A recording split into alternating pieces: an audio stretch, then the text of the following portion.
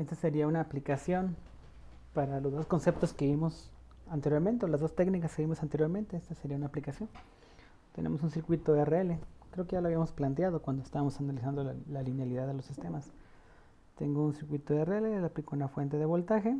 Este, Aquí está mi inductancia, que es igual a 1 Henry, y mi resistencia, que es de 2 ohms, ¿no?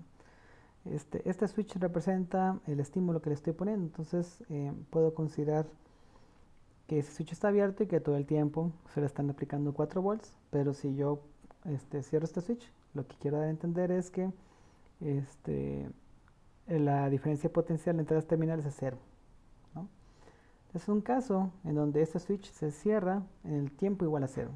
Se cierra en el tiempo igual a cero. Entonces, yo anteriormente tenía un voltaje aplicado en las terminales, eso producía una corriente, pero ahora apago la fuente de voltaje o pongo el voltaje de las terminales en cero y quiero ver qué es lo que sucede.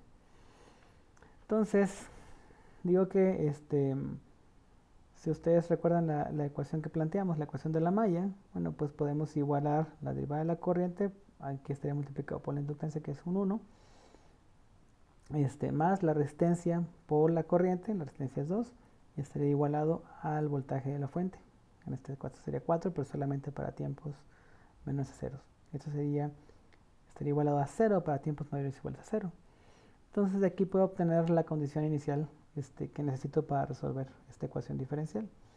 La condición inicial sería la corriente, bueno, si estoy analizando la corriente, sería la corriente que circula por el circuito justo antes de que yo ponga en corto las terminales.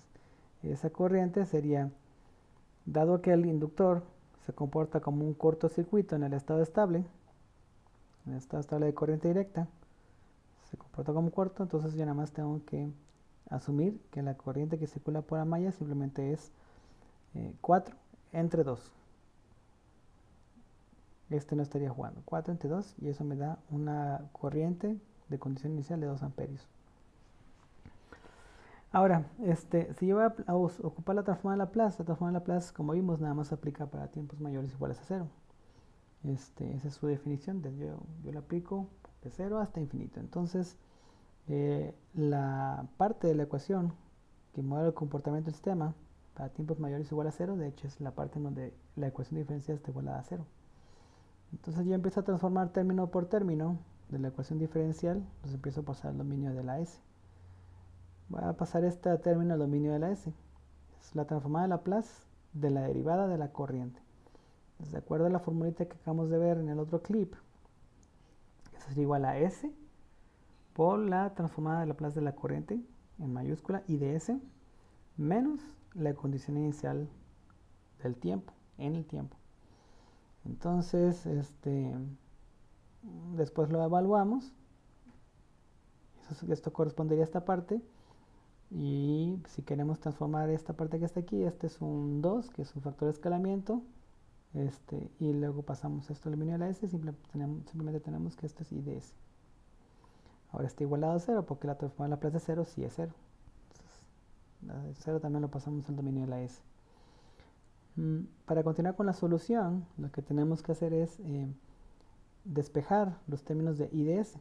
Vamos a querer primero resolver la corriente en el dominio de la S, saber a qué es igual la corriente en el dominio de la S. Entonces, para saber eso, vamos a tener que hacer unos despejes muy sencillos, ¿no? Entonces, agrupamos estos dos términos. Tenemos que aquí está multiplicado por S, aquí está multiplicado por 2. Entonces, aquí tenemos S más 2. Y que es un valor finito, que es 2, que está aquí, pues lo pasamos del otro lado y nos quedamos con un 2 aquí. Entonces, la corriente en el dominio de la S es 2 sobre S más 2. Ya encontramos la corriente en el dominio de la S. Ahora, para saber cuál es la corriente en el dominio del tiempo, pasamos esta expresión al dominio del tiempo. Es muy fácil porque como conocemos la transformada de Laplace de la función exponencial, podemos comparar esto con la transformada de Laplace de la función exponencial. Este 2 es un factor de escalamiento, transformamos lo demás, y 1 sobre S más 2 en el dominio del tiempo es la exponencial con el exponente menos 2t. ¿Recuerdan? Aquí nada más tenemos 1 sobre S más alfa, y alfa era el valor del exponente. Entonces nos queda e a la menos alfa t. Ahora, como conocemos el comportamiento de la corriente antes de que cerremos el switch, perdón, pues lo podemos incluir aquí. Pero si lo que queríamos saber era qué es lo que pasa para tiempos mayores o iguales a 0, cuando abro el switch, esta sería la expresión que representa eso. Es una exponencial. Podemos hacer lo mismo, pero sin considerar condiciones iniciales y considerando que el voltaje de entrada es un impulso. Entonces partimos de la misma ecuación diferencial, nada más que ahora el voltaje está igualado al impulso. Vamos a ver qué es lo que pasa cuando le ponemos un impulso de voltaje al sistema y anteriormente estaba apagado, no teníamos condiciones iniciales. Transformamos término por término, aquí nada más tenemos S por I de S menos la condición inicial que es 0, la pasamos al dominio a la S. Acuérdense que la transformada del impulso es 1. Nuevamente resolvemos primero en S y luego regresamos al dominio del tiempo para saber cómo se comporta el dominio del tiempo. Lo que tenemos es, esto lo podemos comparar con la transformada de Laplace de la exponencial y es tal cual, ¿no? 1 sobre S más alfa. Y entonces al pasar al dominio del tiempo es E elevado a la menos alfa t, donde alfa es 2. Este es el comportamiento para tiempos mayores iguales a 0.